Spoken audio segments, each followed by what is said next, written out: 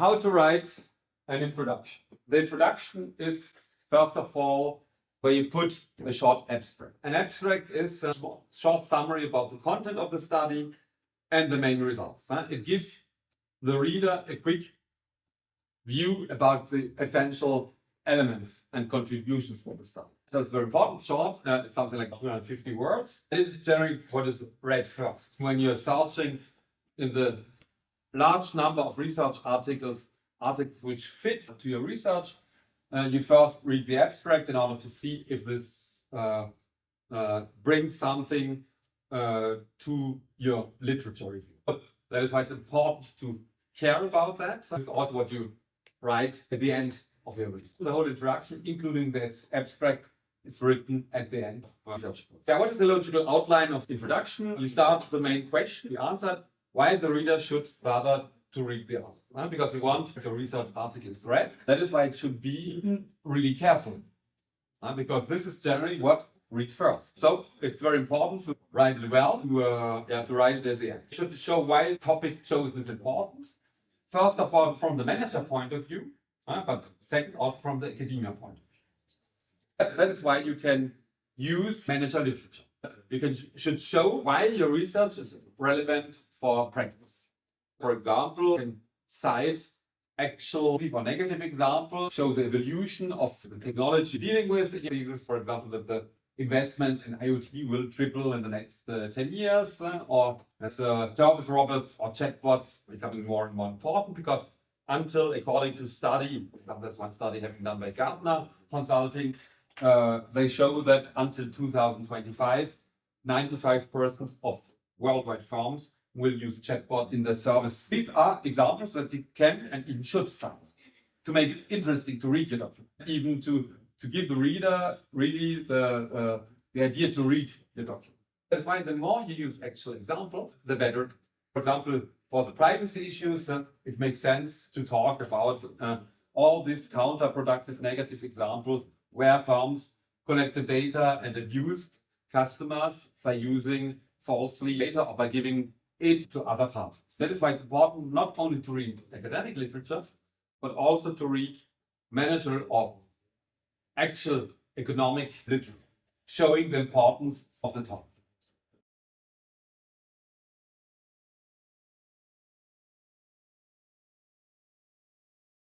IoT and smart connected objects. Example from 2003 to 2020, the number of smart connected objects increased dramatically from not even 1 million to 50 billion of smart connected objects, and from 1 to, let's say, 6 objects by person. In France, 9 from 10 French people have 2 smart connected objects. And Heppelmann and Porter says that the Internet of Things will transform the way people live, mainly in the sectors with high potential such as services, well-being and smart homes. Furthermore, the global smart connected market is expected to grow to almost $120 billion by 2022. The European smart connected object market is expected to grow from 23 billion of US dollars in 2018 to 44 billion of US dollars in 2024. And the key drivers for the emergence of SEO are thus the increasing number of internet users and the development of artificial intelligence and the IoT. So this is one example how you could shape your introduction, which kind of figures you can show for introduction. This is what we used to introduce our research about IoT and smart connected objects. Or another example to describe the managerial context of IoT and smart homes. The global smart home market is expected to grow to $120 by 2022, while the European smart home market is expected from 22 to 44 billion from 2018 to 2024. Given the energy transition needed to reduce emission, it is essential to optimize and control energy consumption via intelligent controls in smart homes and cities. Again, the key drivers for the emergence of smart homes are the increasing number of internet users, the development of AI and IoT, and the major changes in the energy market. Global companies like Google, Amazon, and Samsung have entered this enormous market, providing innovative services and products to take advantage of growing demand. Or another example coming from a research and an article we wrote about autonomous vehicles. According to the European Road Transport Research Advisory Council, AI-powered AV or autonomous vehicles will be available on the European market from 2020. By 2023, worldwide sales of AVs driving without human supervision will reach almost 1 million units, according to Gartner 2018. AI-based autonomous vehicles represent a potential market of 55 million vehicles sold in 20 years. Asian countries will have the first place in terms of sales by 2040, and the technologies used are more and more accessible through new technologies such as AI and 5G. At the same time, you should give the first definition of your relevant concepts. For example, you give the definition of a smart home. For example, like here, a smart home is an intelligent residence equipped with a communications network linking sensors, artificial intelligence, the IoT, household electrical appliances that can be remotely monitored, accessed or controlled, and which provides services that responds to the needs of its inhabitants. Examples are self-learning thermostats, security systems, smart water and energy controllers, connected body, fat or bathroom scales, smart speakers, and these products aim to achieve comfort and convenience for its users. The main goal is to increase consumers' quality of life, safety, health, a reduction in or automation of household labor, and energy efficiency.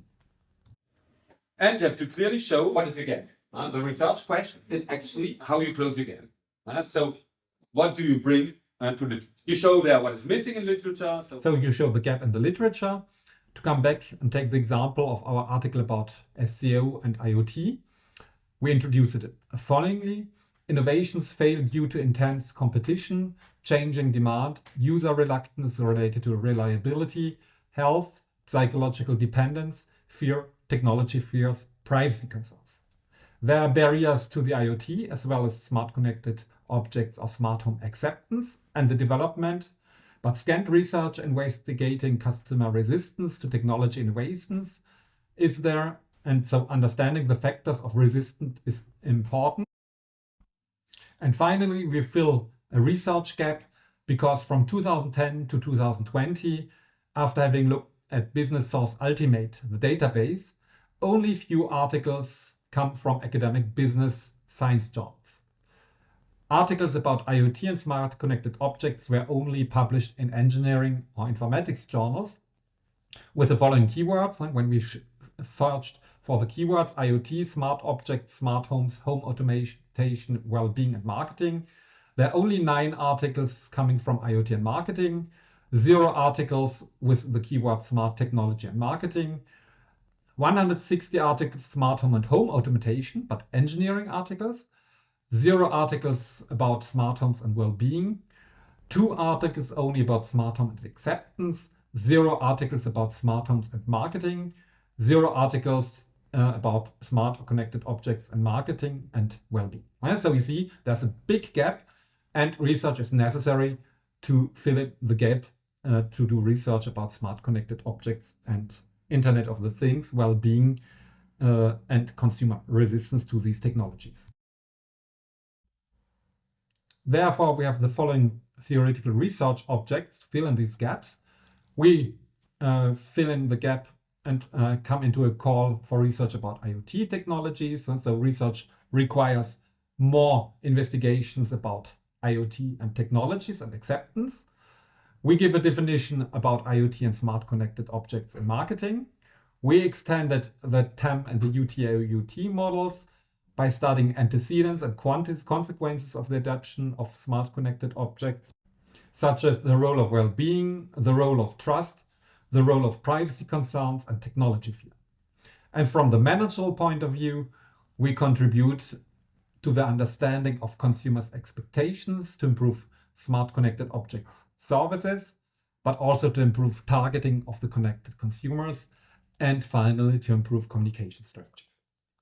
So you see here in summary how to structure the beginning of the introduction by showing the relevance of the topic, by giving important figures, statistics, and by coming back, by showing shortly the status quo of the literature in order to show which are the gaps that have to be filled up in the literature in order to do research that fill the research gaps that are identified in the literature. Or to show you another example, we take back again the example about autonomous cars, autonomous vehicles. So the research problem or the research gap and research problem is nevertheless consumers still seem to be reluctant to use autonomous cars and they remain skeptical about the safety. The main barriers for potential users which negatively affect antecedents the intention of use of autonomous cars are privacy concerns and technology fear, confusion of autonomous cars in unexpected situations, loss of control. So these are the gaps identified in the literature. So the understanding and how and why users accept or reject AI-based autonomous cars is an important research issue and gap. According to numerous calls of research in different journals about artificial intelligence and smart environments, it is important to understand consumer attitudes to the perceptions and to the usage, to the barriers of use of autonomous cars. So this is a gap we want to close, or we intended to close in our research and in our article. And by closing the gaps of the literature, we are doing the following contribution in research about autonomous cars. So we want to shed light on consumers' positive and negative perceptions of AI-based autonomous vehicles. We want to study the impact of AI-based autonomous vehicles on well-being of consumers. We contribute by enhancing the technology acceptance theories, TAM and UT, by introducing new factors to understand AV acceptance, by introducing variables such as performance and effort expectancy, social recognition, perceived hedonism of the car, well-being, which is brought by the car, and technology trust.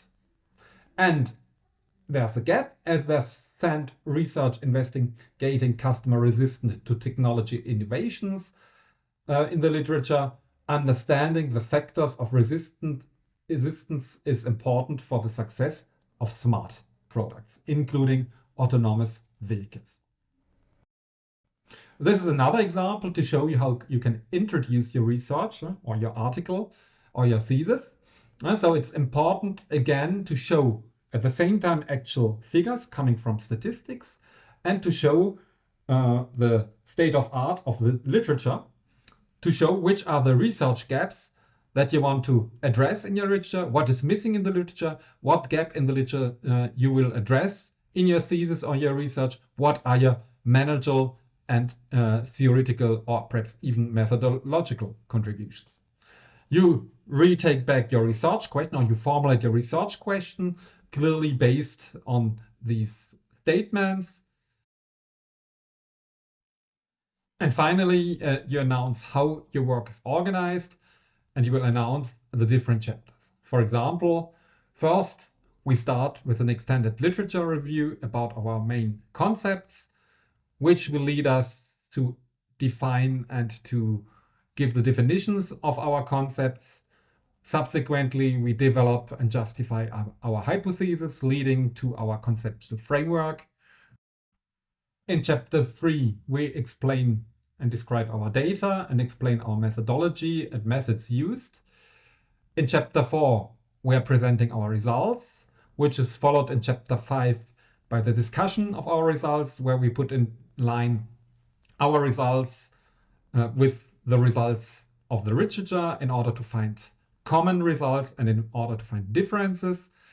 Then we show our theoretical and managerial contribution and will formulate our managerial recommendations. And our research is finished by research limits and recommended future directions.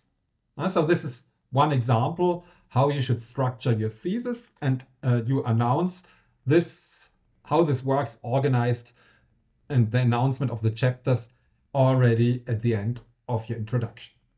So all this leads me to say that the introduction is written last, written and rewritten many times, because it is based on the literature review. Because once you have read the literature, you know, only then you know the gaps in the research. And that is why I repeat myself, it is important to write the introduction at the latest, at the last chapter, because there you already know your contributions, you know the gaps you will close, and you know why the topic is relevant and important to read and to work on. Just some points about the logical outline. Do a short literature review in which you show the gaps, not a complete one, because they do it in the chapter 2 with a full literature review. To justify the importance of the problem, to create distinctions between past studies and the proposed study in order to show your contribution. This allows you to show the gaps, because this is really what is important in your thesis, the gaps of the existing research to be addressed. After reviewing the literature, identify then the deficiencies, gaps in the past literature as topic that has been explored, for example, with a particular population. So we can do or replicate a study in emerging economies. Literature needs to be replicated to generalize knowledge, so replications are important. With new dependent or independent mediating or moderating variables, which can be introduced in your model, new methods or new tools. So show absolutely your theoretical, methodological, and practical contributions for researchers and managers, and show how your study will remedy or address the deficiencies for academia, practice, policy, or companies. And this leads you to show your objectives and formulation of your research questions. And last but not least, as I already said, announce the outlook of the different chapters. This is what we have already